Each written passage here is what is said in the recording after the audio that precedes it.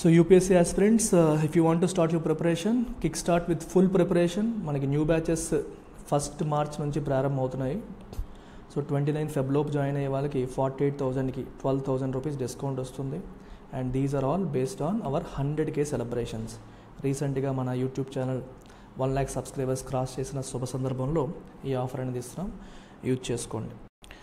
So ఇది front page of the Hindu paper అమ్మ. Hindu paper front పేజ్లో మనం చదవాల్సిన యూపీఎస్సీ ఎగ్జామ్ కోసం మనకి రిలవెంట్ ఆర్టికల్స్ ఏవి. So if you look at this, ఈ ఆర్టికల్ యూపీఎస్సీకి రిలవెంట్, అగైన్ ఈ ఆర్టికల్ కూడా యూపీఎస్సీకి రిలవెంట్. సో ఫస్ట్ ఆర్టికల్ చూసేద్దాం, తర్వాత మనం సెకండ్ ఆర్టికల్కి వెళ్దాం. సో ఫస్ట్ ఆర్టికల్ మనకి ఏం చెప్తుంది? Poverty below 5%, poverty below 5% claims chief of centres think tank అని చెప్పేసి ఇక్కడ రాశారు. సో ఈ న్యూస్లో మనకి యూపీఎస్సీ పాయింట్ ఆఫ్ వ్యూలో ఉపయోగపడే ఐటమ్స్ అన్నిటిని మనం పక్కన పెట్టేసుకుందాం నీట్గా. సో ఫస్ట్ ఆఫ్ ఆల్ ఇక్కడ సెంటర్స్ థింక్ ట్యాంక్ అన్నారు. ఎవరు centres think tank? Centres think tank is NITI Aayog. NITI Aayog chief అంటే CEO. So Niti Aayog CEO ఎవరు? BVR Subrahmanyam. So BVR Subrahmanyam గారు ఏమన్నారు? మన పోవర్టీ లెవెల్ అనేది 5% కంటే లోపకి వచ్చేసింది అని చెప్పి ఆయన అంటున్నారు. సో దేన్ని చూసి అంటున్నారు ఆయన దేన్ని చూసి అంటున్నారంటే is talking about household consumption expenditure survey. Household consumption expenditure survey అనేది దాని ఫైండింగ్స్ అనేవి బయటకు వచ్చాయి. దాన్ని బేస్ చేసుకొని ఆ డేటాని ఆయన ఎక్స్ట్రాపోలేట్ చేస్తూ, సో నీతి ఆయోగ్ CEO అయిన బీవీఆర్ సుబ్రహ్మణ్యం గారు మన పావర్టీ లెవెల్ 5% కంటే లోపు వచ్చేసాయి అని చెప్తున్నారు. He also spoke about few other things. అవన్నీ ఇక్కడ సింపుల్గా సమ్మరైజ్ చేసి ఇచ్చారు, మనం ఒకసారి గమనించండి ఏమేమి చెప్తున్నారు ఆయన, దాని నుంచి మనం ఏం తెలుసుకోవాలి. So Niti Aayog CEO presents his take on consumption trends. ఇది దేన్ని బేస్ చేసుకొని? Household consumption expenditure survey. Household consumption expenditure survey. ఈ సర్వే ఎవరు చేశారు? NSSO వాళ్ళు చేశారు. సో NSSO ఏ డిపార్ట్మెంట్? నేషనల్ స్టాటిస్టికల్ ఆఫీస్కి సంబంధించిందే NSSO. And it is part of which ministry? It is part of MOSPI, ministry of statistics and programme implementation. So ఈ డిపార్ట్మెంట్కి చెందిన NSSO national sample survey office వాళ్ళు ఈ house hold consumption expenditure survey చేసి ఏ సంవత్సరానికి? 2022-23 సంవత్సరానికి డేటాని మనకిప్పుడు రిలీజ్ చేయడం అనేది జరిగింది. ఆ డేటా ఏం చెప్తోంది అనేది మనం ఇక్కడ చూద్దాం. అందులో మొదటి ఆస్పెక్ట్ వచ్చేసి ఇది చూడండి. Inequality between rural and urban India declining, Gini coefficient will drop 2 అని చెప్పేసి అంటున్నారు. ఇక్కడ గినీ కోఎఫిషియంట్ అనేది ఒక వర్డ్ యూజ్ చేశారు. గినీ కోఎఫిషియంట్ అంటే అర్థం ఏంటి? What is the meaning of Gini index లేదా Gini coefficient? So Gini coefficient అనేది ఒక statistical measure. Statistical measure of what? It is a statistical measure of inequality. ఇన్ఈక్వాలిటీని మెజర్ చేసే ఒక ఇండెక్స్ గినీ కోఎఫిషియంట్. మీరు ఇక్కడ చూస్తే మీకు కనిపిస్తుంది. ఇప్పుడు లెట్సే నలుగురు ఉన్నారు అనుకోండి, సరిగ్గా నలుగురు ఉన్నారు. ఈ 4 బ్లాక్స్ ఇన్కమ్ అనుకోండి. నలుగురే ఉన్నారు, 4 బ్లాక్స్ ఉన్నాయి. నలుగురికి ఎగ్జాక్ట్గా 4 బ్లాక్స్ సమానంగా పంచామనుకోండి, అంటే 4 రూపాయలు అనుకోండి. నలుగురు దగ్గర సరిగ్గా 4 రూపాయలు ఉన్నాయనుకోండి. వీడి దగ్గర 1 రూపాయి, వీడి దగ్గర 1 రూపాయి, వీడి దగ్గర 1 రూపాయి, వీడి దగ్గర 1 రూపాయి ఉన్న నలుగురికి సమానంగా ఉన్నాయి. So every one has equal income. అందరికీ ఈక్వల్ ఇన్కమ్ ఉంటే inequality 0. Inequality 0. So we are having total equality. అప్పుడు గినీ కోఎఫిషియంట్ వాల్యూ 0 అవుతుంది. సో గినీ కోఎఫిషియంట్ లేదా గినీ ఇండెక్స్ 0 ఉందంటే అర్థం ఏంటి? ఆ దేశంలో ఇన్ఈక్వాలిటీ 0 అంటే ప్రజలందరికీ ఇన్కమ్ ఈక్వల్గా ఉంది. ఇది పాజిబులా? పాజిబుల్ కాదు. సో థియరిటికల్గా పాజిబుల్, ప్రాక్టికల్గా చాలా తక్కువ అవకాశం ఉన్నది. దానికి ఎగ్జాక్ట్ ఆపోజిట్ ఏంటి? ఈ 4 రూపాయలు కూడా ఎవడో ఒక్కడి దగ్గరే ఉండడం. అది ఇక్కడ చూడండి, ఇక్కడ ఈ ఒక్కడి దగ్గరే మొత్తం 4 రూపాయలు కూడా ఉన్నాయి. సో మిగిలిన ముగ్గురు దగ్గరికి 0 income. 1 person has all income. ఇండియాలో అంబానీ దగ్గరే డబ్బులంతా ఉండిపోయి మిగిలిన అందరూ 0 ఇన్కమ్తో ఉన్నారనుకోండి, అది అల్టిమేట్ మ్యాక్సిమం ఇన్ఈక్వాలిటీ. అప్పుడు గినీ కోఎఫిషియంట్ వాల్యూ ఎంత అవుతుంది? 1 అవుతుంది. ఇది కూడా ఆల్మోస్ట్ ఇంపాసిబులే. సో జనరల్గా గినీ కోఎఫిషియంట్ అనేది 0కి 1కి మధ్యలో ఉంటుంది. అది 0.5 నుంచి 1 మధ్యలో ఉంది అంటే ఇన్ఈక్వాలిటీ లెవెల్స్ చాలా ఎక్కువ ఉన్నట్టు. 0 నుంచి 0.5 మధ్యలో ఉంటే ఇన్ఈక్వాలిటీ లెవెల్స్ తక్కువ ఉన్నట్టు మనం అర్థం చేసుకోవచ్చు. మీకు అర్థమైందమ్మా? 0.5కి 0కి మధ్యలో అయితే ఇన్ఈక్వాలిటీ తక్కువ, 0.5కి 1కి మధ్యలో అయితే ఇన్ఈక్వాలిటీ లెవెల్స్ బాగా ఎక్కువని మనం అర్థం చేసుకోవచ్చు. అలా కాకుండా ఈక్వల్గా ఇద్దరి దగ్గర ఏమీ లేదు, ఇద్దరి దగ్గర రిమైనింగ్ వాళ్ళిద్దరి దగ్గర సమానంగా ఉంది అనుకోండి, అది 0.5 అని చెప్పి రాశారు. అంటే మీకు ఎగ్జాంపుల్ కోసం అర్థం కావడం కోసం చెప్పారు. But UPSC point of view మీరు అర్థం చేసుకోవాల్సింది ఏంటంటే Gini coefficient is a statistical measure indicating the inequality level in a country. If the value is 1 it has maximum inequality, 100% inequality అని అర్థం. If the value is 0 it has maximum equality లేదా least inequality అని అర్థం. If it is in between కొంత inequality ఉంది అని అర్థం. So అది 0.5 నుంచి 1 దగ్గర ఉంటే ఎక్కువగా ఉన్నట్టు, 0 నుంచి 0.5 మధ్యలో ఉంటే కొంచెం తక్కువగా ఉన్నట్టు. సో ఆయన ఏమంటారంటే ఇన్ఈక్వాలిటీ అనేది తగ్గుతుంది, గినీ ఇండెక్స్ కూడా తగ్గుతుంది అని మన నీతి ఆయోగ్ CEO గారు అంటున్నారు. అది అక్కడ రాసిన పాయింట్. ఓకే, నెక్స్ట్ ఆయన చెప్తుంది ఏంటి, inequality between rural and urban India declining. రూరల్కి అర్బన్ ఇండియాకి మధ్యలో ఇన్ఈక్వాలిటీ అనేది తగ్గుతుంది. రూరల్ స్పెండింగ్ అర్బన్ స్పెండింగ్ తీసుకున్న ఇన్ఈక్వాలిటీ అనేది తగ్గుతుంది. అండ్ రూరల్ ఎకానమీ అనేది వీక్ కాదు, అండ్ గ్రోత్ అనేది బ్రాడ్ బేస్డ్ అని కూడా అంటున్నారు. బ్రాడ్ బేస్డ్ అంటే అర్థం ఏంటి, ఈ పదం మీకు చాలా ఇంపార్టెంట్. ఇప్పుడు మనకి ఎకానమీలో చాలా సెక్టర్స్ ఉంటాయి, అందులో కొన్ని సెక్టార్స్ బాగా గ్రో అయిపోయి కొన్ని సెక్టార్స్లో గ్రోత్ లేదనుకోండి, అప్పుడు ఎకానమీ యొక్క గ్రోత్ బ్రాడ్ బేస్డ్ అని అనం, it is limited to few అంటాం. కొన్ని సెక్టార్స్లోనే గ్రోత్ ఉంది, మిగిలిన దాంట్లో లేదు అని. బ్రాడ్ బేస్డ్ అంటే అర్థం ఏంటి, అన్ని సెక్టార్స్లోనూ అన్ని సెగ్మెంట్స్లోనూ గ్రోత్ అనేది కనిపిస్తుంది అని దీని యొక్క మీనింగ్. ఓకే, ఇంకా ఆయన ఏం చెప్పారు, share of food spending down sharply, retail inflation may be overstated. ఈ పాయింట్ చాలా ఇంపార్టెంట్. ఇప్పుడు షేర్ ఆఫ్ ఫుడ్ స్పెండింగ్ దేని గురించి మాట్లాడుతున్నారు, ప్రజలు వాళ్ళ యొక్క ఓవరాల్ స్పెండింగ్లో, అంటే ఓవరాల్గా వాళ్ళు రకరకాల వాటికి ఖర్చు పెడతారు. చదువు కోసం పెడతారు, సినిమాల కోసం పెడతారు, ట్రాన్స్పోర్ట్ కోసం పెడతారు, కన్జ్యూమర్ డ్యూరబుల్స్ కోసం పెడతారు, ఫుడ్ కోసం పెడతారు, డిఫరెంట్ సెగ్మెంట్స్ కోసం మనీ స్పెండ్ చేస్తూ ఉంటారు. అయితే దాంట్లో ఒకప్పుడు ఇండియాలో ఎలా ఉండేదంటే ఎక్కువ స్పెండింగ్ అనేది ఫుడ్ కోసమే అన్నట్టుగా ఉండేది. ఒకప్పుడు ఎక్కువ స్పెండింగ్ ఫుడ్ కోసమే ఉండేది, ఇప్పుడేమో అది తగ్గింది. అంటే ఫుడ్ కోసం స్పెండ్ చేయడం తగ్గిందంటే అర్థం ఏంటి, they are spending more for others. దాని అర్థం ఏంటమ్మా, now they started people are spending more for others అనే మీనింగ్ మనకి అక్కడ వస్తుంది.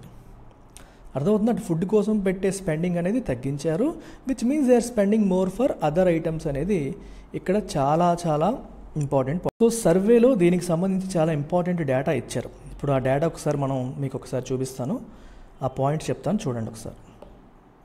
ఈ హౌస్ హోల్డ్ కన్జంప్షన్ ఎక్స్పెండిచర్ సర్వేలో సో చాలా ఇంపార్టెంట్ పాయింట్స్ రాశారు, అవి స్టిక్కీ నోట్లో రాస్తాను, మీరు నోట్ చేసుకోవచ్చు. ఇప్పుడు మనకి 1999 మీ కంపారిజన్ కోసం 1999 2000 సంవత్సరం తీసుకోండి, అలాగే ఇప్పుడు 2022-23 సంవత్సరం తీసుకోండి. ఇక్కడ రూరల్ తీసుకోండి, ఇక్కడ అర్బన్ తీసుకోండి. సో ఫుడ్ యొక్క షేర్ ఎంత అంటే ఒక ఫ్యామిలీ లేదా ఒక వ్యక్తి ఒక మంత్లో పెట్టే ఓవరాల్ ఎక్స్పెన్సెస్లో ఫుడ్ కోసం ఎంత పెడుతున్నాడు అనేది 1999-2000లో రూరల్లో తీసుకుంటే 59.46% ఉంది, అర్బన్లో తీసుకుంటే 48.06% ఉంది. అంటే మీకు అర్థం కావడం కోసం సింపుల్గా చెప్పాలంటే ఒక మనిషి నెలకి 100 రూపాయలు ఖర్చు పెడుతున్నాడు అంటే అన్నింటికి కలిపి అందులో రఫ్లీ 60 రూపాయలు ఫుడ్ కోసమే పెడుతున్నట్టు. ఎక్కడ, రూరల్లో. అర్బన్లో అయితే రఫ్లీ 48 రూపాయలు ఫుడ్ కోసమే పెడుతున్నట్టు. మరి రిమైనింగ్ మిగిలిన అన్నింటికి కలిపి రిమైనింగ్ అని అర్థం. అదే మీరు 2022-23కి వచ్చారనుకోండి, ఈ రూరల్లో 59.46% ఉండేది కదా, అది ఇప్పుడు 46.38%కి తగ్గింది. అండ్ అర్బన్లో 48.06 ఉండేది కదా, అది ఇప్పుడు 39.17%కి తగ్గింది. అంటే బోత్ రూరల్లోనూ అర్బన్లోనూ ఫుడ్ కోసం పెట్టే ఖర్చు ఎక్స్పెన్సెస్ అనేవి తగ్గాయి, ఫుడ్ కోసం పెట్టే ఎక్స్పెన్సెస్ అనేవి తగ్గాయి అనే పాయింట్ ఇక్కడ క్రిస్టల్ క్లియర్గా మనకి తేటతెల్లం అవుతుంది. ఇదే పాయింట్ చెబుతూ ఆయన ఏమంటున్నారు, మన నీతి ఆయోగ్ CEO ఏమంటున్నారంటే ఈ పాయింట్ చెబుతూ he's talking about this point and he is saying retail inflation may be overstated అంటున్నారు. Retail inflation may be overstated అంటే అర్థం ఏంటి, మన CPI మీరు ఒకసారి గమనిస్తే కన్జ్యూమర్ ప్రైస్ ఇండెక్స్ క్యాలిక్యులేషన్ చేసేటప్పుడు దాంట్లో ఫుడ్కి చాలా ఎక్కువ వెయిటేజ్ ఉంటుంది. CPI ఇండెక్స్లో food has maximum weightage. So food కోసం పీపుల్ స్పెండ్ చేయడం అనేది తగ్గించారు. ఇన్ ద సెన్స్ ఫుడ్ యొక్క ఓవరాల్ షేర్ అనేది తగ్గింది. సో ఇన్ఫ్లేషన్ మనం సిపిఐ క్యాలిక్యులేట్ చేసేటప్పుడు ఇప్పటికీ ఫుడ్కి మ్యాక్సిమం వెయిటేజ్ 46% అలా ఇచ్చేస్తున్నాము, 44-46% ఇస్తున్నాము. అది మేబీ ఓవర్ స్టేటెడ్, అంటే ఉన్న ఇన్ఫ్లేషన్ కంటే ఎక్కువ మనం బయటికి చెప్తున్నట్టు అవుతుంది. ఎందుకంటే పీపుల్ ఫుడ్ కంటే వేరే వాడి కోసం స్పెండింగ్ అనేది పెరిగింది, లేదా ఫుడ్ ఓవరాల్ షేర్లో ఫుడ్ పర్సంటేజ్ అనేది తగ్గింది. దానికి తగ్గట్టుగా సిపిఐ ఇండెక్స్లో కూడా మనకి ఫుడ్కి లోవర్ వెయిటేజ్ ఇవ్వాలి అని అంటున్నారు. He suggest lower weightage for food in the consumer price index. మీరు సిపిఐ డేటా చూసేటప్పుడు మ్యాక్సిమం వెయిటేజ్ ఫుడ్కి ఉంటుంది, అది తగ్గించాలి అంటున్నారు. At the same time is also saying expects an impact on GDP growth calculations for the economy. So GDP growth calculations పైన కూడా దీని ఇంపాక్ట్ ఉంటుంది అని కూడా ఆయన చెప్పడం అనేది జరుగుతుంది. సో ఇది total story of house hold consumption expenditure survey. దాన్ని బేస్ చేసుకొని నీతి ఆయోగ్ CEO ఇస్తున్న కొన్ని ఇన్పుట్స్ అనమాట. ఇన్ఈక్వాలిటీ తగ్గుతోందని, రూరల్ ఎకానమీ వీక్గా లేదు, బ్రాడ్ బేస్డ్ గ్రోత్ ఉందని, at the same time food కోసం పెట్టే స్పెండింగ్ తగ్గుతోందని, సో కాబట్టి సిపిఐలో ఫుడ్ వెయిటేజ్ తగ్గించాలని, ఇవన్నీ కూడా ఆయన మనకి చెప్పడం జరుగుతుంది. Is also saying destitution almost extinct. అంటే అర్థం ఏంటి? కటిక పేదరికం అనేది అసలు ఆల్మోస్ట్ ఇంకా వెళ్ళిపోయింది. పేదరికాన్ని మనం చాలా వరకు జయించేసాము. ఓవరాల్ పవర్టీ కూడా 5% లోపు వచ్చేసింది. చూడండి, less than 5% of Indians are now expected to be below the poverty line and extreme destitution has almost gone away అని ఆయన అంటున్నారు. ఓకే, నెక్స్ట్ క్యాలిక్యులేషన్స్లు ఇవి బయటపడతాయని ఆయన చెప్పడం అనేది జరిగింది. So this is all about the first article of the day. So second article మీరు ఒకసారి గమనించండి. సెకండ్ ఆర్టికల్ ఏంటి?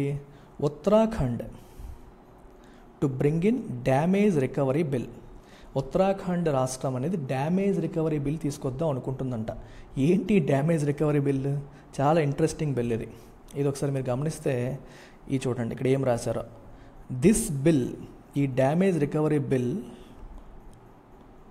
ప్రొవైడ్స్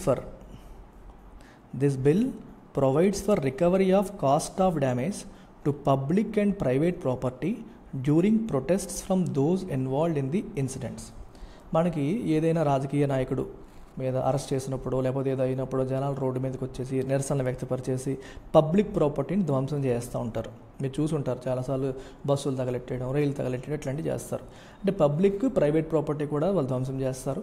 ఇకపై ఎవరైనా అలా చేస్తే, ఎవడైతే ఇలాంటి ధ్వంసంకి పాల్పడ్డాడో వాడి దగ్గర నుంచే ఆ కాస్ట్ ఆఫ్ డ్యామేజ్ని రికవర్ చేసే బిల్లు.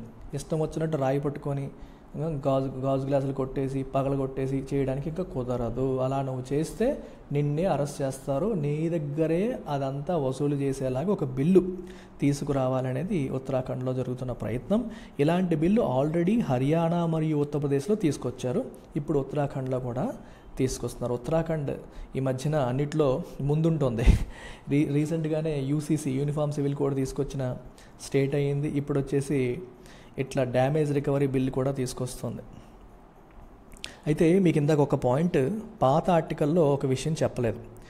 ఒక విషయం ఏంటి అంటే, ఇప్పుడు మనకి ఈ సర్వేలోనే ఈ ఆర్టికల్లో లేని విషయం, అది హిందూ పేపర్లో ఇవ్వలేదు, కానీ నేను కవర్ చేసి చెప్తున్న పాయింట్ ఈ సర్వేకి సంబంధించి. ఈ సర్వేలో ఎంపీసీఈ అనేది కూడా క్యాలిక్యులేట్ చేశారు. ఎంపీసీఈ అంటే అర్థం ఏంటి? Monthly per capita expenditure. Monthly per capita అంటే పర్ పర్సన్కి ఒక మంత్కి ఎంత ఖర్చు పెడుతున్నారు అనే దాన్ని మనం ఎంపీసీఈ లేదా మంత్లీ పర్ క్యాపిటా ఎక్స్పెండిచర్ అనేది అంటాం. అయితే ఈ ఎంపీసీఈ అనేది ఏ రాష్ట్రంలో అన్నింటికంటే తక్కువ ఉంది అనేది మీకు అడగొచ్చు. అన్నింటికంటే తక్కువ ఎక్కడ ఉందంటే ఛత్తీస్గఢ్లో. ఇది కూడా ఈ సర్వేలో వచ్చిన అంశం. ఛత్తీస్గఢ్ రాష్ట్రంలో ఎంపీసీఈ లేదా monthly per capita consumption expenditure అనేది చాలా తక్కువ ఉంది. రూరల్లో 2466, అంటే రూరల్లో సగటున ఒక వ్యక్తికి మంత్కి అవుతున్న ఖర్చు 2466 రూపాయలు మాత్రమే. అర్బన్లో తీసుకుంటే 4483 మాత్రమే. అర్బన్లో తీసుకున్న, రూరల్లో తీసుకున్న అన్ని రాష్ట్రాలతో పోల్చుకుంటే ఛత్తీస్గఢ్ లోయెస్ట్ ఉంది. లోయెస్ట్ స్పెండింగ్ ఉంది అంటే అర్థం ఏంటి? ఛత్తీస్గఢ్ చాలా పేదరికంలో ఉన్నట్టు, లేదా ఛత్తీస్గఢ్లో ఉన్న ప్రజలు చాలా పేదరికంలో ఉన్నట్టు అర్థమవుతుంది మనకి. అర్థమవుతుందా? ఎక్కడైతే ప్రజలు ఎక్కువ ఖర్చు పెడతారో సో అక్కడ డబ్బులు ఉండేవాడు కదా పెడతాడు, లేనివాడు పెట్టలేడు. సో ఆ పాయింట్ ఇందాక మర్చిపోయాను. So I covered it now. Now let's come back to Uttarakhand damage recovery. So ఈ డ్యామేజ్ రికవరీ స్టోరీలోకి మళ్ళీ వస్తే, ఈ బిల్ ఏం చేస్తుంది, పబ్లిక్ ప్రైవేట్ ప్రాపర్టీలు ఎవరైతే నిరసనల పేరుతో ధ్వంసం చేస్తారో వాళ్ళ దగ్గరే కాస్ట్ ఆఫ్ డ్యామేజ్ని రికవర్ చేసే బిల్ అనమాట. సో ఈయన ఏమంటున్నారంటే, ఈ బిల్లుని డ్రాఫ్ట్ చేసిన ఒక వ్యక్తి ఏమంటున్నారంటే, ఏ ట్రైబ్యునల్, ఇంపార్టెంట్ పాయింట్ చూడండి, a tribunal headed by a retired judge would investigate the charges against the accused. A tribunal headed by a retired judge, ఒక ట్రైబ్యునల్ ఫామ్ చేస్తారు. సో ఆ ట్రైబ్యునల్ ఎవరు హెడ్ చేస్తారంటే retired judge will head the tribunal. He would investigate the charges against the accused, ఎవరైతే ఆరోపణలు ఎదుర్కొంటున్నాడో అతనికి పైన ఆరోపణలని ఆయన ఇన్వెస్టిగేట్ చేస్తారు. ఓకే, ట్రైబ్యునల్ అంటే అర్థం ఏంటి, స్పెషల్ కోర్ట్, ఒక specific kind of, for example NGT, National Green Tribunal, ఎన్వైర్న్మెంట్కి హాని కలిగించే అంశాలకు సంబంధించిన కేసులు మాత్రమే చూస్తుంది. అలాగే NCLT, National Company Law Tribunal, ఈ బ్యాంకులు కేసులు, మనకి ఇప్పుడు బ్యాంకుల దగ్గర అప్పు తీసుకొని ఎగ్గొడతాయి కంపెనీస్, ఇట్లాంటివి. ఇప్పుడు బైజూస్ కేసు నడుస్తుంది, ఒకరి మీద ఒకరు కంప్లైంట్స్ పెట్టుకో, ఇలాంటివన్నీ కూడా ఎన్సిఎల్టీకి వెళ్తాయి, నేషనల్ కంపెనీ లా ట్రైబ్యునల్కి వెళ్తాయి. సో స్పెసిఫిక్ కైండ్ ఆఫ్ కేసెస్ని హ్యాండిల్ చేస్తాయి అనమాట. అలాగే దీనికంటూ ఒక ట్రైబ్యునల్ ఏర్పాటు చేస్తారు, దాన్ని రిటైర్డ్ జడ్జి హెడ్ చేస్తారు. ఆయన అక్యూజ్డ్ పైన ఆరోపణల్ని ఇన్వెస్టిగేట్ చేస్తారని చెప్తున్నారు. It would handle assessments and orders for damage recovery after detailed discussions with the affected parties. ఎవరైతే సఫర్ అయ్యారో, ఎవరి ఆస్తులు అయితే పోయాయో వాళ్ళతో డిస్కస్ చేసి ఎంత లాస్ అయ్యారనేది అసెస్ చేసి, ఓకే, డీటెయిల్డ్ డిస్కషన్స్ చేసి అప్పుడు ఎంత అమౌంట్ రికవర్ చేయాలి, ఎంత డ్యామేజ్ రికవర్ చేయాలి అనేది ఫైనల్గా చెప్పడం అనేది జరుగుతుంది. అర్థమవుతుందా? Right. And those guilty of causing riots and other disturbances will be liable to pay compensation under this bill. ఎవరైతే ఈ డిస్టర్బెన్స్కి కారణం అవుతారో, రైట్స్కి, అల్లర్లకి కారణం అవుతారో వాళ్ళు ఈ బిల్లు ప్రకారం ఆ కాంపెన్సేషన్ పే చేయాల్సి ఉంటుంది. ఓకే, సో బిల్లు పూర్తి పేరేంటి, the Uttarakhand public and private property damage recovery bill. ఇది ఈ బిల్లు యొక్క కథ, స్టోరీ, కమామేషు. ఓకేనమ్మా, ఇది దీనికి సంబంధించి మీరు తెలుసుకోవాల్సిన అంశాలు. ఇదే పేజ్లో ఈ ఆర్టికల్ కూడా ఇంపార్టెంట్ అని ఉండవు. ఇప్పుడు చూడండి, US UK launch fresh strikes against Houthis as rebels escalate attacks on Red Sea shipping. ఇది కూడా యూపీఎస్సీకి ఇంపార్టెంటే, ఇందాక మీకు చెప్పలేదు. సో ఈ ఆర్టికల్లో యూపీఎస్సీ పాయింట్ ఆఫ్ వ్యూలో మీరు తెలుసుకోవాల్సిన అంశాలు ఏంటి? సో మొదటిది హౌదీస్. ఈ హౌదీస్ అంటే ఎవరు, న్యూస్లోకి వచ్చిన ఐటమ్ అన్నీ తెలుసుకోవాలి. అలాగే రెడ్ సీ న్యూస్లో ఉంది. So geography based, map based question అనేది రెడ్ సీ మీద అడగొచ్చు. వెనకాల స్టోరీ ఏంటి, స్టోరీ అనేది మీ for your curiosity you should learn. But prelims point of వ్యూలో హౌతీస్ గురించి క్వశ్చన్ రావచ్చు. At the same time Red Sea అనేది న్యూస్లోకి వచ్చింది కాబట్టి రెడ్ సీ గురించి రావచ్చు. అయితే మీకు ఫస్ట్ నేను స్టోరీ చెప్పేస్తాను. స్టోరీ చెప్పిన తర్వాత నేను హౌతీస్ ఎవరు, రెడ్ సీ కథ ఏంటి వెళ్దాం. ఇప్పుడు మనకి ఏమవుతుంది, ఇజ్రాయెల్ పాలస్తీనా వార్, గాజా స్ట్రిప్లో ఇజ్రాయిల్ అటాక్ చేస్తుంది. సో గాజా స్ట్రిప్లో ఉన్న మెజారిటీ ఆఫ్ పాలస్తీనియన్స్ పైన అటాక్స్ అనేవి జరుగుతున్నాయి. సో ఈ హౌదీస్ అనేవాళ్ళు ఎవరు అంటే, వీళ్ళు షియా ముస్లిమ్స్లో సున్నీస్ అండ్ షియాస్ అని వినుంటారు కదా, వీళ్ళు షియా బేస్డ్ ముస్లిమ్స్, షియాస్ అనమాట వీళ్ళు. And they are in Yemen దేశంలో ఉన్నవాళ్ళు. వీళ్ళకి ఇరాన్ సపోర్ట్ ఉంది. సో వీళ్ళు ఎక్కడైనా సరే షియా ముస్లిమ్స్ పర్సిక్యూషన్కి గురైతే వాళ్ళకి సపోర్ట్ చేసే బ్యాచ్ ఇది. ఈ షియా ముస్లిం బ్యాచ్ ఇది, పొలిటికల్ అండ్ రిలీజియస్ గ్రూపు. ఇది ఎక్కువగా యెమెన్లో కొన్ని పార్ట్స్ పైన వీళ్ళకి కంట్రోల్ అనేది ఉంది. అండ్ వీళ్ళు షియా ఇస్లామిస్ట్ మిలిటెంట్ ఆర్గనైజేషన్గా మనం చెప్పొచ్చు. They support Shia Muslim minority in Yemen and several other countries also. So ఈ హౌదీస్ ఇజ్రాయెల్ని ఎనిమీగా చూస్తున్నారు, ఎందుకంటే వాళ్ళు మనకి పాలస్తీనియన్స్ పైన వాళ్ళు అటాక్స్ చేస్తున్నారు కాబట్టి ఇజ్రాయెల్ని ఎనిమీగా చూస్తున్నారు. సో అయితే దానికి రెడ్ సీ షిప్పింగ్ అటాక్స్కి సంబంధం ఏంటని మీరు అనొచ్చు. ఈ ఇమేజ్ చూస్తే మీరు ఆ మాట అనరు. ఒకసారి ఇప్పుడు నేను చూపిస్తున్న ఇమేజ్ మీరు ఒకసారి గమనించండి. సో ఈ ఇమేజ్ అనేది మీరు గమనిస్తూ ఉంటే ఇక్కడ మీకు ఏం కనిపిస్తుంది, ఈ మధ్యలో ఉన్న ప్రాంతం ఇదేంటమ్మది, this is your Red Sea, ఎర్ర సముద్రం. ఈ రెడ్ సీ చూసారా ఎంత సన్నగా ఉందో, ఈ సన్నగా ఉన్న ఈ స్ట్రిప్ రెడ్ సీ. యెమెన్ ఎక్కడుంది, ఇక్కడ ఉంది. యెమెన్లో ఈ హౌదీస్ ఎక్కడున్నారు, సానా అనే ప్రాంతంలో ఉన్నారు. ఈ సానా ఈ కలర్లో ఉన్నదంతా కూడా సానా ప్రాంతం. ఎక్కువగా ఈ హౌదీస్ అందరూ ఇక్కడ ఉన్నారు. So they are very near to red సీకి ఆనుకునే ఉన్నారు. సో వాళ్ళు ఏం చేస్తున్నారంటే, ఇజ్రాయెల్ ఎక్కడ ఉంది, మనకి ఇక్కడ ఉంది, ఇక్కడ ఇజ్రాయెల్ ఉంది, గాజా ఇక్కడ ఉంది. సో ఈ గాజా స్ట్రిప్ మీద ఈ గాజా స్ట్రిప్లో ఎక్కువగా పాలస్తీనియన్స్ ఉన్నారు. ఇక్కడున్న ఇజ్రాయెల్ ఇక్కడున్న గాజా పైన దాడి చేస్తుంది. సో ఇజ్రాయెల్కి వెళ్ళే షిప్పింగ్ లైన్ ఎలా వెళ్తుంది, ఇలా వెళ్తుంది, ఇలా రెడ్ సీ మీదుగానే అక్కడ ఇజ్రాయెల్కి షిప్పింగ్ లైన్ అనేది వెళ్తుంది. సూయజ్ కెనాల్ కూడా మనకు కనిపిస్తుంది, ఇక్కడ సూయజ్ కెనాల్ కూడా చూపిస్తున్నారు, చూసారు కదమ్మా. ఇది చాలా ఇంపార్టెంట్ పాయింట్ ఇది. ఇప్పుడు వీళ్ళు ఏం చేస్తారంటే, ఇజ్రాయెల్ వాళ్ళు గాజా స్ట్రిప్లో ఉన్న పాలస్తీనియన్స్ మీద దాడి చేస్తున్నారు కాబట్టి ఇజ్రాయెల్కి ఎలాగైనా మేము ప్రతీకారం తీర్చుకుంటాము, వాళ్ళకి నష్టం కలిగిస్తామని వీళ్ళు ఫిక్స్ అయ్యారు. ఎవరు, హౌదీస్. వాళ్ళు ఎక్కడున్నారు, ఇక్కడ. సో వాళ్ళు ఏం చేశారంటే, ఈ రెడ్ సీ మీదుగా ఇజ్రాయెల్ వైపు వెళ్తున్న షిప్స్ కావచ్చు, ఇజ్రాయెల్ ఓన్డ్ షిప్స్ కావచ్చు, వాటి మీద మేము అటాక్ చేస్తామని ఫిక్స్ అయిపోయారు. అలా వాళ్ళు అటాక్ చేయడం మొదలెట్టారనమాట. అలా ఈ రెడ్ సీలో లైన్లో వెళ్తున్న ఇజ్రాయిలీ షిప్స్, ఇజ్రాయిలీ పోర్ట్కి వెళ్తున్న షిప్స్, వీటన్నిటిని టార్గెట్ చేస్తున్నారు. అయితే వాటిని మాత్రమే టార్గెట్ చేస్తున్నామని చెప్తున్నారు, కానీ ఈ ఫ్లోలో యూకే షిప్ పైన కూడా వీళ్ళు దాడి చేశారు. ఎందుకంటే మీరు యూఎస్ యూకే రెండు కూడా ఇజ్రాయెల్ని సపోర్ట్ చేస్తున్నాయి, మీరు అగ్రెసివ్గా ఉన్నారు అని చెప్పేసి యూకే షిప్ యుఎస్ షిప్స్ని కూడా వీళ్ళు టార్గెట్ చేసేస్తున్నారు. అందుకని మన యూఎస్ యూకే ఏం చేస్తున్నాయంటే వాళ్ళని టార్గెట్ చేస్తున్నాయి. ఇక్కడ మీరు చూస్తే హెడ్లైన్ ఏంటి, US UK launch fresh strikes against Houthis. వీళ్ళపైన యుఎస్ యూకే కలిపి ఫ్రెష్ స్ట్రైక్స్ లాంచ్ చేయడం అనేది జరిగింది. ఇది స్టోరీ. అయితే హౌదీస్ అంటే ఏంటో మనం తెలుసుకున్నాము. At the same time red సీని చూసాము, యమన్లో వాళ్ళు ఎక్కడున్నారు అనేది కూడా మనం చూసాం.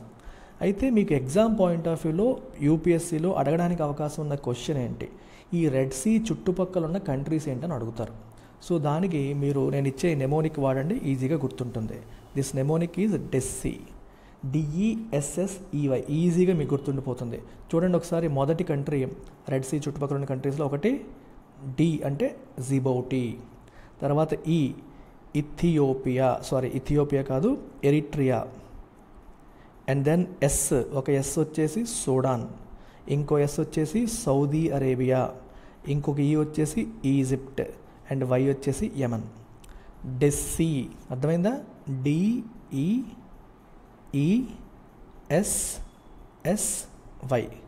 దిస్ ఈజ్ డెస్సీ. Djibouti, Eritrea, Sudan, Saudi Arabia, Egypt and Yemen. ఈ 6 కంట్రీలు రెడ్ సీని ఆనుకొని ఉన్న కంట్రీస్. ఈ 6 కంట్రీలు రెడ్ సీని ఆనుకొని అంటే సరౌండ్ చేస్తున్న కంట్రీస్. దీనిపైన క్వశ్చన్స్ అడుగుతారు. ఇది యూపీఎస్సీకి ఫేవరెట్ ఏరియా. ఏంటవి, మ్యాపింగ్. జాగ్రఫీలో మ్యాపింగ్ సిరీస్ చాలా ఫేవరెట్ ఏరియా, ఖచ్చితంగా అడిగే అవకాశం ఉంది. సో ఈ ఆర్టికల్కి సంబంధించి మనకి యూపీఎస్సీ పాయింట్ ఆఫ్ వ్యూలో తెలియాల్సిన అంశాలన్నీ మనం కవర్ చేసేసాం. Done with this. Now let's move on to other pages. ప్రతి యూపీఎస్సీ ఆస్పిరెంట్ ఖచ్చితంగా చదవాల్సిన పేజ్ హిందూలో రీసెంట్గా వస్తున్న టెక్స్ట్ అండ్ కాంటెక్స్ట్ పేజ్. మన ఢిల్లీ ఎడిషన్ లేదా ఇంటర్నేషనల్ ఎడిషన్లో మీకు కనిపిస్తుంది, లోకల్ ఎడిషన్స్లో కనిపించట్లేదు. So if you are downloading ఈ పేపర్, ఢిల్లీ ఎడిషన్ డౌన్లోడ్ చేసుకొని చూడాలి మీరు. సో దీంట్లో ఈ 2 ఆర్టికల్స్ కూడా యూపీఎస్సీకి ఇంపార్టెంటే. ఫస్ట్ ఈ రెడ్ సీ ఆర్టికల్ మళ్ళీ చూసేద్దాం. ఇప్పుడే రెడ్ సీ గురించి ఫ్రెష్గా తెలుసుకున్నాం. సో దానికి ఇది యాడ్ ఆన్ కింద మీరు యూజ్ చేయొచ్చు. Can the IMEC address the Red Sea crisis? ఇందాక రెడ్ సీ క్రైసిస్ ఏంటనేది చెప్పాను. ఈ ఆర్టికల్ ఏం చెప్తుందంటే, రెడ్ సీ క్రైసిస్ ఇండియాని ఏ రకంగా ఎఫెక్ట్ చేస్తుందనేది ఇక్కడ చెప్తున్నారు. సో ఇండియాకి ఏమైనా ఎఫెక్ట్ ఉందా రెడ్ సీ క్రైసిస్ వల్ల? ఉంది. ఏంటా ఎఫెక్ట్? ఈ బొమ్మ చూస్తే మీకు అర్థమవుతుంది ఎఫెక్ట్ ఏంటి అనేది. ఈ బొమ్మ ఒకసారి మీరు గమనించండి. ఈ మ్యాప్, అన్ని మ్యాప్స్ ద్వారా మీరు చూస్తే చాలా ఈజీగా సబ్జెక్ట్ బిల్డ్ చేసుకుంటారు. సో ఈ మ్యాప్ ఒకసారి మీరు గమనిస్తే, ఇండియా ఎక్కడ ఉంది? ఇక్కడ. ఇండియాలో మేజర్ పోర్ట్ మనం ముంబై అని తీసుకుంటే, ముంబై నుంచి మనం యూరోపియన్ కంట్రీస్ వెళ్ళాలంటే ఎలా వెళ్తాం? చక్కగా ఇక్కడ వరకు వచ్చేసి ఈ రెడ్ సీ మీదుగా వెళ్ళిపోయి సూయజ్ కెనాల్ని యూజ్ చేసుకొని ఇలా వెళ్ళేసి మనం లండన్ రీచ్ అయిపోవచ్చు. ఇలా వెళ్తే మనకి పట్టే దారి కిలోమీటర్స్ చూస్తే 7,200 మైల్స్ లేదా 11,600 కిలోమీటర్లు. ఇప్పుడు ఈ రెడ్ సీ అటాక్స్ జరుగుతున్నాయి కాబట్టి మన వాళ్ళు ఈ షిప్పింగ్ లైన్ని వాడకుండా యూరోప్ని రీచ్ అవ్వాలంటే ఉన్న అదర్ ఆప్షన్ ఏంటి? Using Cape of Cape of good hope. దీన్నే మనం కేప్ ఆఫ్ గుడ్ హోప్ అని చెప్పేసి అంటాం. ఇలా వెళ్ళడం, ఒకప్పుడు ఈ సూయజ్ కెనాల్ కనిపెట్టక ముందు, అది రాకముందు ఇలాగే వెళ్ళేవారు. సో ఇక్కడ నుంచి ఇలా వచ్చి చుట్టూ తిరిగి అక్కడ యూరోప్కి వెళ్ళడం. ముఖ్య ఎక్కడంటే చుట్టూ తిప్పినట్టు అవుతుందన్నమాట. ఇలా వెళ్తే మనకి 12,300 మైల్స్ లేదా 19,800 కిలోమీటర్స్. దీనివల్ల ఒకటి మనకి టైము వేస్ట్ అవుతుంది, రెండు చాలా మనీ కూడా, అంటే షిప్పింగ్ కాస్ట్ అనేది పెట్రోల్ మనకి డీజిల్ వీటి కోసం ఫ్యూయల్ కోసం విపరీతంగా ఖర్చులు అయిపోయే పరిస్థితి దీనివల్ల మనకు వస్తుంది. So you have to keep this in mind as far as ఈ రెడ్ సీ క్రైసిస్ దాని యొక్క impact on India is concerned. ప్రస్తుతానికి ఇండియన్ షిప్స్ని అటాక్ చేయట్లేదు, ఒకవేళ అది బ్లాక్ చేసేస్తే మాత్రం మనం కూడా దెబ్బతింటామని చెప్పడం కోసం ఇది. సో అదే పాయింట్ ఇక్కడ మెన్షన్ చేయడం అనేది జరిగింది. ఓకే, మీరు ఇంకా గమనిస్తే, సో ఆర్టికల్ చూస్తూ నేను మళ్ళీ మ్యాప్ చూపిస్తూ చెప్తాను. So let's keep the map aside. మ్యాప్ని పక్కన ఉంచుదాము. ఆర్టికల్లో చూద్దాం ఒకసారి. చూడండి ఇక్కడ ఈ రెడ్ సీ క్రైసిస్ అనేది 4th మంత్లోకి ఎంటర్ అయిపోయింది. గ్లోబల్ సప్లై చైన్స్ అన్నీ కూడా ఇబ్బంది అవుతున్నాయి, ఎందుకంటే వాటి యొక్క ఫ్రీట్ ఛార్జెస్ అనేవి ఇన్ఫ్లేట్ అయిపోయి పెరిగిపోతున్నాయి. వెసల్ షెడ్యూల్స్ డిలే అయిపోతున్నాయి, ప్రొడక్ట్ షార్టేజెస్కి దారితీస్తుంది.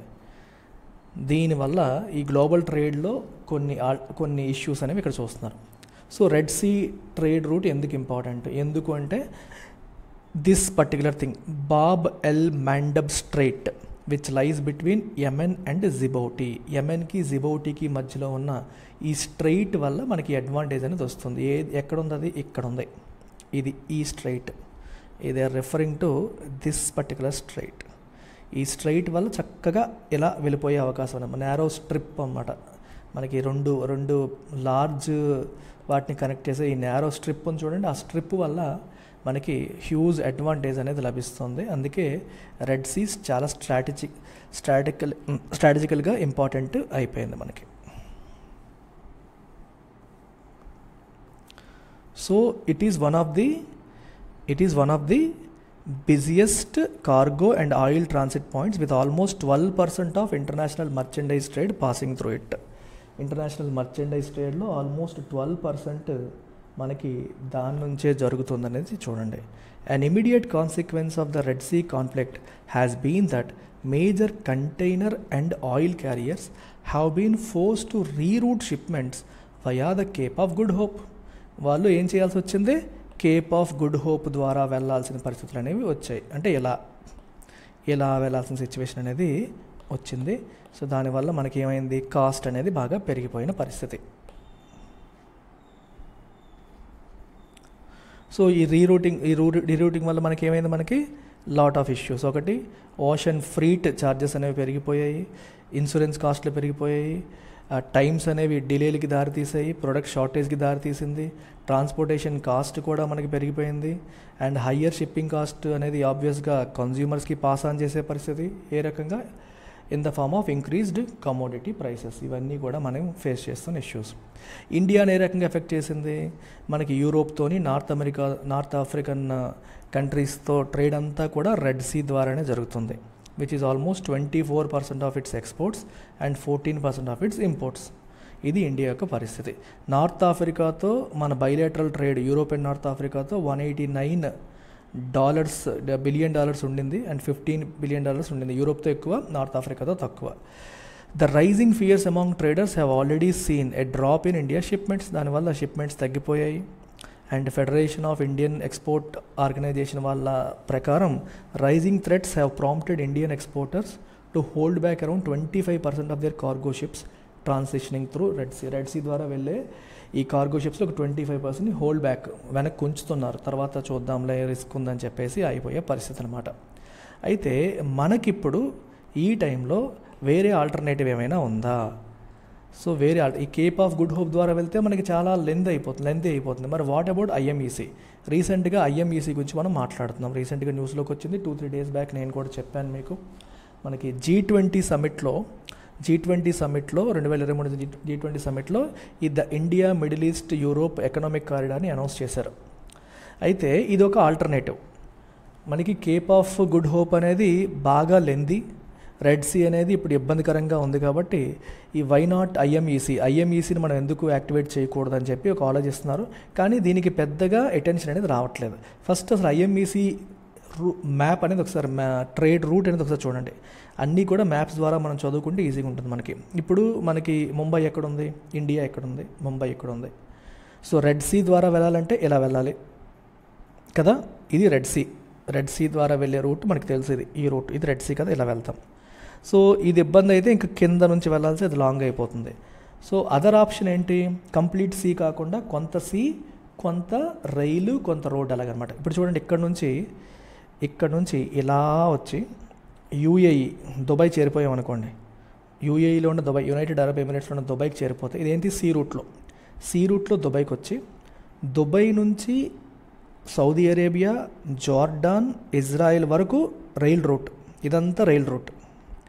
మిడిల్ ఈస్ట్ అంతా రైల్ రూట్ అనమాట. ఇక్కడ వరకు రైల్ రూట్లో వచ్చి దెన్ ఇక్కడ నుంచి మళ్ళీ సీ రూట్. ఈ గీతలు చుక్కలు ఉన్నదంతా కూడా మనకేమో సీ రూట్, ఈ ఒకే లైన్లో ఉన్నదంతా కూడా రైల్ రూట్. అది మీరు చూడండి జాగ్రత్తగా. సో India, Middle East, Europe economic కారిడార్లో మనకి 2 పాయింట్స్ ఉన్నాయి. ఇదొకటి ఈస్ట్ పాయింట్, వెస్ట్ పాయింట్ అన్నట్టు. ఇది వచ్చేసి మనకి సీ రూటు, తర్వాత రైల్ రోడ్డు, తర్వాత మళ్ళీ సీ రూటు. ఈ రకంగా గ్రీస్లోకి మనం ఎంటర్ అవుతాం. అయితే ఇక్కడున్న రిస్కీ ఏరియా ఏంటంటే ఈ పాయింట్. దీన్నే మనం స్ట్రైట్ ఆఫ్ హార్ముజ్ అంటాం. ఈ స్ట్రైట్ ఆఫ్ హార్ముజ్ కొంచెం మనకి ఇబ్బందికరమైన ఇష్యూ. ఎందుకంటే ఇక్కడ దీన్ని ఆనుకున్న కంట్రీ చూడండి, ఇరాన్ మనకి ప్రాబ్లమ్స్ క్రియేట్ చేయొచ్చు. ఇరాన్ ఏమో మనకి సపోర్ట్ చేసేలాగా ఉండకపోవచ్చు. ఎందుకంటే ఇరాన్ షియా ముస్లిమ్స్ ఎక్కువగా ఉండేది. ఇందాక హౌదీస్ని సపోర్ట్ చేస్తుంది కూడా ఇరానే హౌదీస్ని కూడా సపోర్ట్ చేస్తుంది. సో ఈ పోర్షన్ పైన మెజారిటీ కంట్రోల్ ఇరాన్కి ఉంది. సో ఇరాన్ ప్రాబ్లం క్రియేట్ చేసే అవకాశం ఉంది అనేది ఇక్కడ ఒక పాయింట్ అనమాట. అది మేజర్ దీంట్లో ఇష్యూస్ ఏంటంటే అది మాట్లాడుతున్నారు. ఇక్కడ చూడండి, ఆ పాయింట్స్ రాశారు. పార్ట్ ఆఫ్ ద ప్రాబ్లం ఏంటి అంటే మనకి ఎంఓఈ సైన్ చేశారు కానీ అసలు ఏ ఇన్వెస్ట్మెంట్స్ జరగలేదు, ఒక్క అడుగు కూడా ముందుకు పడలేదు. అండ్ ఇజ్రాయిల్ పాలస్తీనా కాన్ఫ్లిక్ట్ అనేది అరబ్ ఇజ్రాయిల్ రిలేషన్స్ మీద ఒక పాజ్ తీసుకొచ్చేసింది. అదొక పెద్ద problem. Another major challenge is the vulnerability of the strait of Hormuz. ఇప్పుడు అదే చెప్పాను, స్ట్రైట్ ఆఫ్ హార్ముజ్ యొక్క వల్నరబిలిటీ. ఎందుకని, the entire trade of IMEC architecture flows through the strait of Hormuz and with Iran's proximity and control over the strait. Iran దాని పక్కనే ఉంది, దాన్ని control చేస్తుంది కాబట్టి the risk of disruptions remain very high. ఈ రూట్లో కూడా డిస్రప్షన్స్ జరిగే అవకాశాలు చాలా చాలా ఉన్నాయి అని చెప్తున్నారు. కొందరు ఏమంటున్నారంటే ఈ ప్రాబ్లమ్ని, స్ట్రైట్ ఆఫ్ హార్ముజ్ ప్రాబ్లమ్ని మనం అవాయిడ్ చేయొచ్చు. ఎలాగంటే ఒమన్ని కూడా ఐఎంఈసీ ఆర్కిటెక్చర్లో తీసుకురావడం ద్వారా. ఒమన్ ఎక్కడ ఉంది మీరు, అందుకనే మ్యాప్ ప్రతిదీ మళ్ళీ మ్యాప్ చూసుకోవాలి. ఒమన్ ఎక్కడ ఉందో ఒకసారి చూడండి. This is Oman. ఇది ఇరాన్ కదా, ఇది ఒమన్. సో ఒమన్ అనేది ఇక్కడ దగ్గరలోనే ఉంది. ఒమన్ని కూడా మనం దీంట్లో ఇన్వాల్వ్ చేయడం ద్వారా ఈ ప్రాబ్లమ్ని సాల్వ్ చేయొచ్చని కొందరు అంటున్నారు, ఎక్స్పర్ట్స్ అంటున్నారు. బట్ అది ఎంతవరకు కరెక్ట్ అవుతుంది అనేది మనకి ఇంకా తెలియదు అనమాట. ఇది ప్రాబ్లం. సో ఇది ఇష్యూ. అయితే ఐఎంఈసీని మనం వైబుల్ ఎలా చేయొచ్చు అంటే అది వర్కౌట్ అయ్యేలాగా ఎలా చేయొచ్చు అనేది ఇక్కడ మెన్షన్ చేశారు. చూడండి, ఇన్ని ఛాలెంజెస్ ఉన్నప్పటికీ the economic logic of the corridor holds which should encourage stakeholders to keep working towards it. So కాబట్టి stakeholders they have to keep working towards it. First, an empirical study on the economic benefits of the corridor needs to be conducted. ఈ corridor యొక్క economic benefits ఏంటి అనేది ఒక empirical study అనేది చేయాలి. The corridor is estimated to cut the journey time from India to Europe by 40% and slash transit cost by 30%. దానివల్ల మనకి 40% journey time తగ్గుతుంది, 30% కాస్టులు తగ్గుతాయి. However, there are speculations that multiple handling of cargo and multinational transit would increase carriage and compliance costs. ఇక్కడ problem ఏమవుతుంది, మనకి multiple handling of cargo అంటే ఏమవుతుందంటే మనకి మొత్తం ఒకటే కాదు కదా. ఇప్పుడు ఒక రూట్ ముంబై నుంచి యూఏఈ వరకు ఒక సీ రూట్, అక్కడ నుంచి కార్గో అంతా దింపాలి. మళ్ళీ దింపి మనం అక్కడ నుంచి దుబాయ్లో ట్రైన్ ఎక్కించాలి. దుబాయ్లో ట్రైన్ ఎక్కించి ట్రైన్ రూట్ ద్వారా సౌదీ అరేబియాకి వెళ్ళి, జార్డాన్కి వెళ్ళి, ఇజ్రాయెల్కి వెళ్ళి అక్కడ మళ్ళీ షిప్ ఎక్కించాలి. మామూలుగా కంప్లీట్గా షిప్ రూట్ అయితే ఎలా ఉంటుంది మనకి, కంప్లీట్గా షిప్ రూట్ అయితే ఒకసారి పోర్ట్లో ఎక్కిస్తే మళ్ళీ అక్కడ దింపడమే, మధ్యలో హ్యాండ్లింగ్ ఛార్జెస్ లేవు. ఇక్కడ ఏమవుతుందంటే ఒకసారి మనకి యూఏఈలో ఒకసారి, మళ్ళీ తర్వాత యూఏఈలో దింపాలి, మళ్ళీ ఇజ్రాయెల్ దగ్గర ఎక్కించాలి. దీనివల్ల హ్యాండ్లింగ్ ఛార్జెస్ పెరుగుతాయి. అండ్ మల్టీనేషనల్ ట్రాన్సిట్, చాలా దేశాలు దాటి, సముద్రం డైరెక్ట్గా వెళ్ళేది వేరు, చాలా దేశాలు దాటి వెళ్ళడం వేరు. ఈ దేశాలన్నీ దాటుకొని వెళ్ళడం వల్ల కంప్లైన్స్ కాస్ట్, క్యారేజ్ కాస్ట్ పెరుగుతుందని ఇంకొంతమంది అంటున్నారు. So therefore it is critical to quantify the economic advantages of the corridor to attract more stakeholders. సో నిజంగా దీనివల్ల బెనిఫిట్స్ ఉన్నాయనే దాన్ని మనం క్యాల్కులేషన్ చేసి క్వాంటిఫై చేయాలి.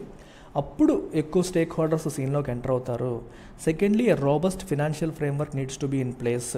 ఫినాన్షియల్ ఫ్రేమ్వర్క్ కూడా తేవాలి. Since there are no binding financial commitments. అసలు ఎవరు ఎంత పెట్టాలి, ఎవరు ఎంత ఖర్చు పెట్టాలనే దానికి ఒక బైండింగ్ రూల్స్ లేవు. On any of the signatories of the corridor, investments will have to be attracted from governments, international organisations and private sector entities. So investments attract చేయకపోతే బండి ముందుకు వెళ్ళదు. Lastly, a comprehensive multinational operational framework అనేది కావాలి. As the corridor involves facilitating trade across different legal systems, multinational framework is necessary. 4-5 కంట్రీలు దాటుకొని వెళ్ళాలి కాబట్టి మల్టీనేషనల్ స్ట్రాటజీ అనేది కావాలి, ఫ్రేమ్వర్క్ అనేది కావాలి. A forum for the corridor needs to be constituted to undertake the aforementioned activities. ఈ యాక్టివిటీస్ని ఫుల్ఫిల్ చేయడానికి ఒక ఫోరం అనేది కాన్స్టిట్యూట్ చేయాలి. అన్ని దేశాల ప్రతినిధులు దాంట్లో ఉండాలి. కాస్ట్ ఎస్టిమేట్ చేయాలి, ఎవరెంత పెట్టుబడి పెట్టాలని చూడాలి, కంప్లైన్స్ ఇష్యూస్ ఎలా సార్ట్ అవుట్ చేయాలనే దాని గురించి ఒక అగ్రిమెంట్కి అనేది రావాలి. So this is what the entire article is saying. I hope it is clear. మనకి ఒక పిక్చర్ మీకు వచ్చి ఉంటుంది. రెడ్ సీ క్రైసిస్ ఏంటి, దానివల్ల ఇండియాకి వస్తున్న సమస్య ఏంటి, కేప్ ఆఫ్ గుడ్ హోప్ ద్వారా వెళ్లాల్సి వస్తుంది, మనకి కాస్ట్ పెరుగుతుంది, టైం వేస్ట్ అవుతుంది. అదర్ ఆల్టర్నేటివ్ ఐఎంఈసీకి కూడా ఒక రిస్క్ ఉంది. ఏంటది, స్ట్రెయిట్ ఆఫ్ హోర్ముజ్, ఇరాన్ పక్కనే ఉంది కాబట్టి అదొక చిన్న రిస్క్. సో ఇవన్నీ మనం చూసుకోవాలి. సో దాన్ని ఇప్పుడు ఐఎంఈసీ ఇంప్లిమెంట్ చేయడంలో ఇష్యూస్ ఏంటి అనేవి కూడా ఇక్కడ డిస్కస్ చేశారు. సో నెక్స్ట్ ఆర్టికల్ వచ్చేసి మనకి వైవర్ సొరోగసీ రూల్స్ మోడిఫైడ్. ఇది వెరీ ఇంపార్టెంట్ ఆర్టికల్. సొరోగసీ రూల్స్ ఎందుకు మోడిఫై చేశారు, దాని కథ ఏంటి, కమామ్ ఇష్యూ ఏంటి అనేది ఒకసారి చూద్దాం. సో సెకండ్ ఆర్టికల్ చూడండి అమ్మా. Why were surrogacy rules modified. Surrogacy rules ఎందుకు మోడిఫై చేశారు అనేది ఆర్టికల్.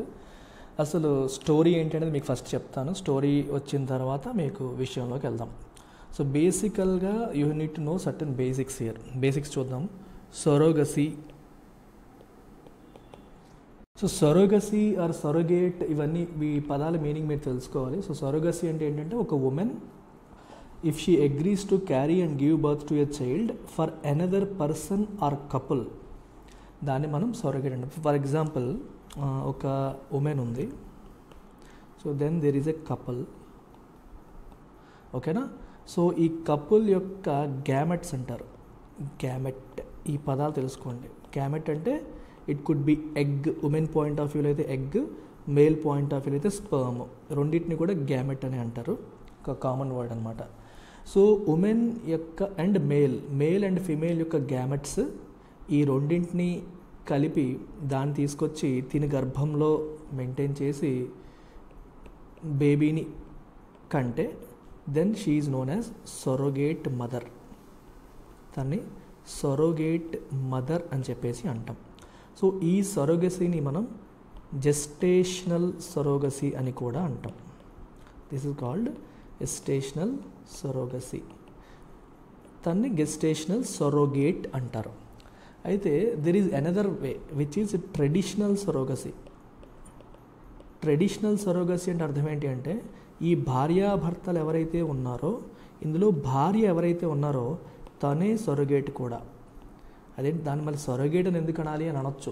నార్మల్ ప్రాసెస్లో వాళ్ళకి గర్భం రావట్లేదు. సో అందువల్ల ఏం చేస్తారంటే, హస్బెండ్ యొక్క స్పర్మ్ తీసి అది తన యొక్క గర్భంలో లేదా బయట ల్యాబ్లో ఆర్టిఫిషియల్గా తినే ఎగ్ బయటికి తీసి, తన స్పర్మ్ బయటికి తీసి ఆర్టిఫిషియల్గా ఓవరీ క్రియేట్ చేసి దాన్ని తీసుకొచ్చి లోపల పెట్టడం. సో ఇక్కడ ఏమవుతుందంటే, ఈ సొరోగేటే బయోలాజికల్, సొరోగేటే ఇంటెండెడ్ మదర్ కూడా. అంటే ఎవరైతే మదర్ కావాలనుకుంటున్నారో సొరోగేట్ కూడా ఆవిడే. ఈ కేసులో వచ్చేసరికి సొరోగేట్ వేరు, ఇంటెండెడ్ మదర్ వేరు. ఇంటెండెడ్ మదర్ అంటే ఈవిడ, మదర్ కావాలనుకుంటోంది ఈవిడ, తనకి గర్భాన్ని, అద్దె గర్భాన్ని ఇస్తున్న ఆవిడ ఈవిడ. సొరోగసీని అద్దె గర్భం అంటాం తెలుగులో. సో అది జెస్టేషనల్ సొరోగసీ, ఇది ట్రెడిషనల్లో మీకు డిఫరెన్స్ ఏంటంటే ఇదే, ఎవరైతే సొరోగేటో ఆవిడే ఇంటెండెడ్ మదర్ ట్రెడిషనల్లో. అందులో సొరోగేట్ వేరు, ఇంటెండెడ్ మదర్ వేరు, అది డిఫరెన్స్, అంతకుమించి ఏమీ లేదు. అయితే ఇప్పుడు ట్రెడిషనల్ సరోగసీలో హస్బెండ్ యొక్క స్పర్మ్ పనిచేయట్లేదు అనుకోండి, అప్పుడు వేరే వాళ్ళ స్పర్మ్ కూడా తీసుకొని చేయొచ్చు.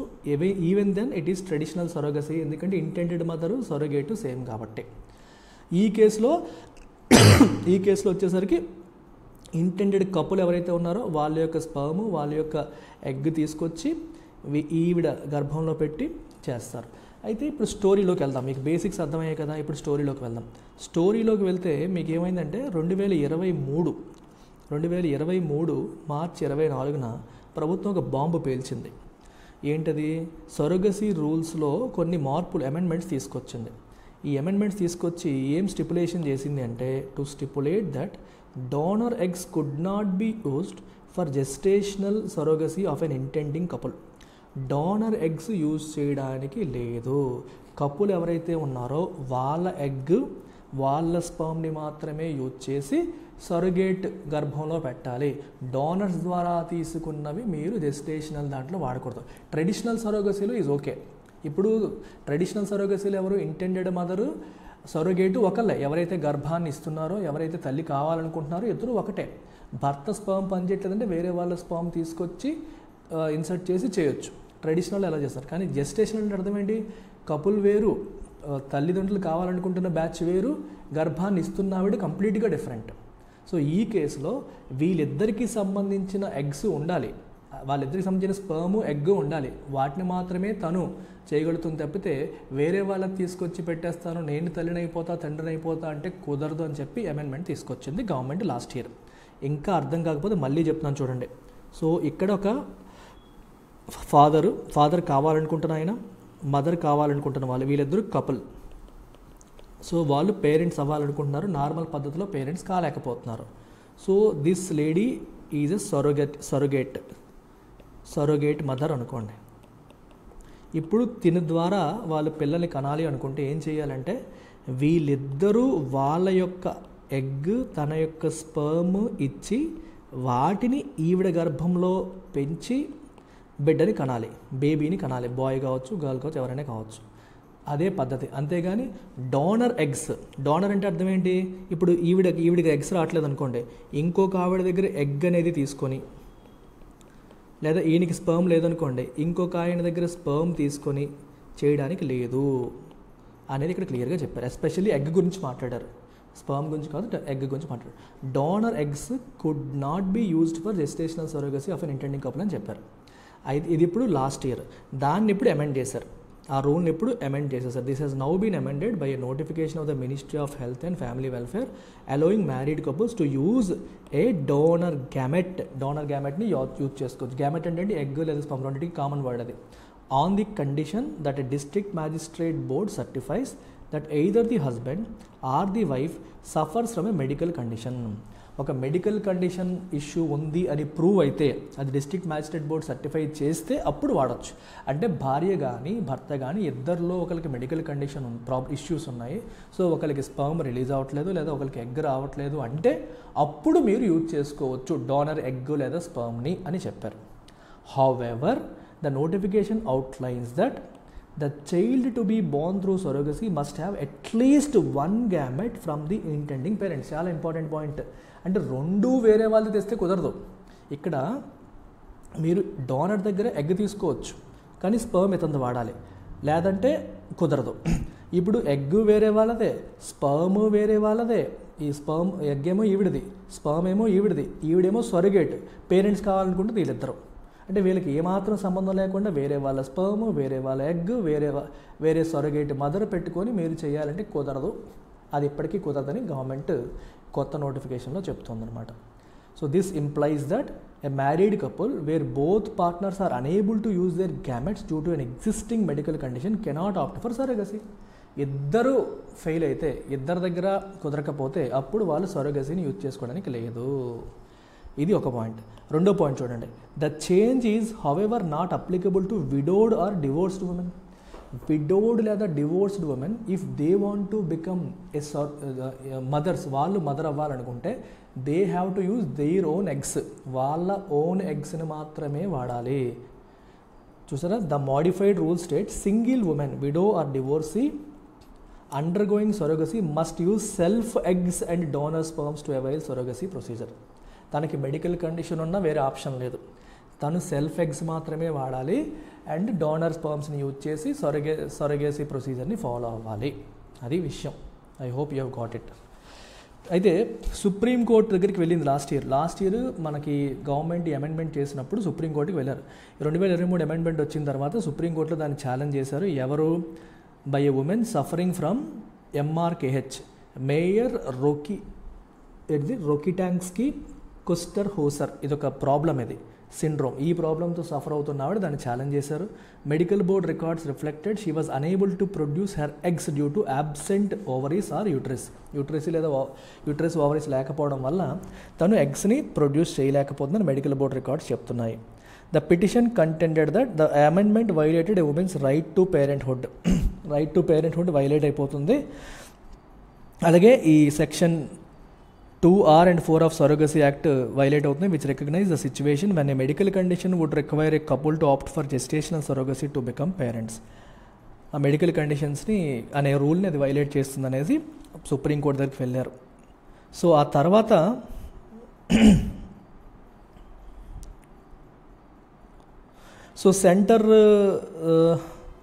సెంటర్ తర్వాత దానికి ఏమని ఆర్గ్యూ చేసిందంటే the use of donor eggs was exempted since surrogacy cannot be availed of under existing laws unless the child is genetically related to the intending couple. Child జెనెటికల్గా వాళ్ళకి రిలేట్ అయి ఉండాలి ఎగ్జిస్టింగ్ లాస్ ప్రకారం అని చెప్పేసి government argue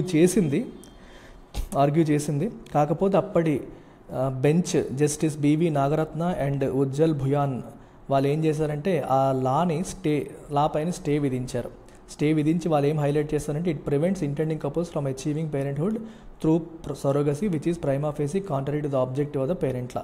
అసలు original లా యొక్క ఆబ్జెక్టివే ఇక్కడ మిస్ అయిపోతుంది, మీరు అది ఎలా చేయకపోతే ఎలాగని చెప్పేసి వాళ్ళు స్టే ఇవ్వడం అనేది జరిగింది. And the court also recognise that the law permitting gestational surrogacy was women centric as it was a women's choice to have a surrogate child owing to existing medical or congenital conditions. Such conditions included the absence of a uterus and repeatedly failed pregnancies, multiple pregnancies or an illness which makes it impossible for her to carry a pregnancy. ఇదంతా మనకి చదవాల్సిన అవసరం లేదు, మీకు చెప్పాల్సిన points అన్నీ మీకు చెప్పేశాను. సో కాబట్టి మీరు you got everything that you need to learn from it. Single ఉమెన్కి అప్లై అవుతుందో ఒకసారి సమ్మరైజ్ చేస్తాను చూడండి. ఇప్పుడు గవర్నమెంట్ కొత్త రూల్ ప్రకారం ఏంటంటే this is an intending couple అంటే పేరెంట్స్ కావాలనుకుంటున్న వీళ్ళు ఒక సొరగేట్ ద్వారా పేరెంట్స్ కావాలి అనుకుంటే so they have to give there egg sperm రెండు ఇవ్వాలి. కాకపోతే ఇప్పుడు ఏం చెప్తున్నారంటే అట్లీస్ట్ ఒకటి ఇచ్చినా చాలు. మెడికల్ కండిషన్ వల్ల ఎగ్ అనేది ప్రొడ్యూస్ అవ్వట్లేదంటే ఆయన స్పర్మ్ ఇచ్చి ప్లస్ డోనర్ ఎగ్తో ఈ రెండు కలిపి తన గర్భంలో పెట్టి బేబీని ప్రొడ్యూస్ చేయొచ్చు, అది ఒక ఆప్షన్. వీళ్ళిద్దరిది కలిపి పెట్టి ప్రొడ్యూస్ చేయొచ్చు, అది అనదర్ ఆప్షన్. లేదా ఈవిడ ఎగ్ ఇంకొకళ్ళ స్పర్మ్ కలిపి ప్రొడ్యూస్ చేయొచ్చు, అది అనదర్ ఆప్షన్. కానీ వీళ్ళిద్దరిలో ఒక గ్యామెట్ అయితే ఖచ్చితంగా ఉండాలి, అట్లీస్ట్ 1 గ్యామెట్ ఉండాలి అని చెప్పారు. ఇది ఎవరికి? నార్మల్ కపుల్స్కి. అలా కాకుండా ఒక డివోర్సీ ఉమెన్ కావచ్చు లేకపోతే సింగిల్ ఉమెన్ కావచ్చు, అంటే పెళ్లి చేసుకోకుండా సింగిల్గా ఉన్నవాడు కావచ్చు, డివోర్సీ కావచ్చు. మనకి మిస్టర్ పోలిశెట్టి సినిమా చూస్తే అనుష్క సింగిల్ మదర్, పెళ్లి చేసి భర్త చనిపోవడం కాదు, పెళ్లి చేసుకోకుండా మదర్ కావాలనుకున్న వాళ్ళు. ఇలాంటి వాళ్ళు they have to use their own egg, వాళ్ళ ఓన్ ఎగ్ని యూజ్ చేయాలి. వీళ్ళు డోనర్ ఎగ్ యూజ్ చేయడానికి లేదు, ఓన్ ఎగ్ మాత్రమే వాడి సొరగేట్ ద్వారా లేదా వాళ్ళు ఓన్గా గర్భం దాల్చడం ద్వారా బిడ్డని కనొచ్చు. ఇది story of this article.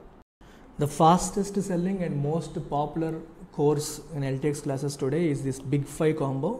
Interest ఉన్న స్టూడెంట్స్ ఈ 5 కోర్సెస్ కేవలం 15,000కే పొందొచ్చు. సో ఈ ఆఫర్ మీకు ఈ 3 రోజులు మాత్రమే ఉంది. 1 మార్చ్ నుంచి ఆఫర్ అనేది ఉండదు, 29 ఫిబ్రవరి వరకు. Make use of